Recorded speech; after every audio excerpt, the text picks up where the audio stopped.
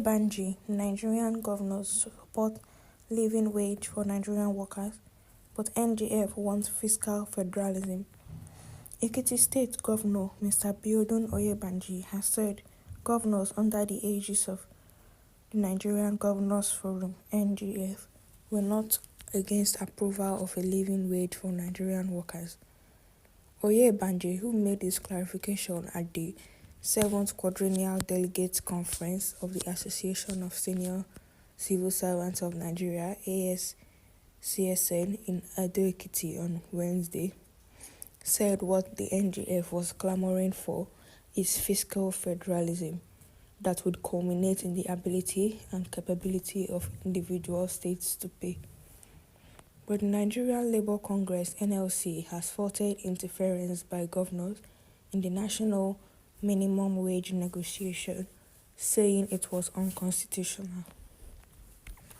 Addressing the issue, Oyebanji said since no state wanted to engage in the retrenchment of its workforce, it was incumbent on individual states to determine what they could afford that would not end up in the eventual downsizing of the workforce. The NGF is not against the living wage. No governor is against the minimum wage. But what we are saying is that it must reflect fiscal federalism, ability and capacity to pay.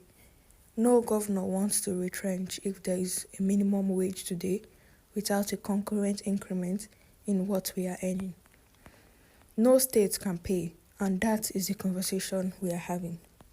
That look, we want to give you a living wage, but we must look at what comes to the state and whatever is in the best interest of the state and the workers we will do. He, however, used the opportunity to call on workers in Ekiti State to embrace agriculture, adding that his administration had cleared over 2,000 hectares of land to be allocated free of charge to interested Ekiti residents. My appeal to civil servants is that those who would like to be part of our agricultural revolution should form themselves into cooperative societies and approach the Ministry of Agriculture for support. It may be difficult to support individually, but when you form yourselves into cooperatives, many opportunities are available now. We are clearing land free of charge. We are giving inputs and we are going to buy from you. As I speak today, we have cleared more than 2,000 hectares across Ekiti State, he said. But the head of Information and Public Affairs at the NLC, Benson Upa, while speaking on Arise News Channel, said the organization Labour's refusal to allow governors influence the determination of the minimum wage was because it was unconstitutional.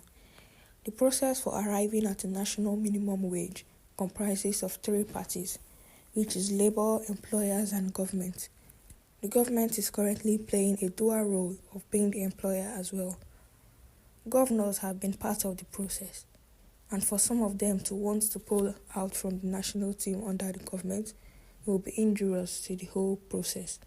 It will be an act of treachery and betrayal because they know fully that they have been part of the government team.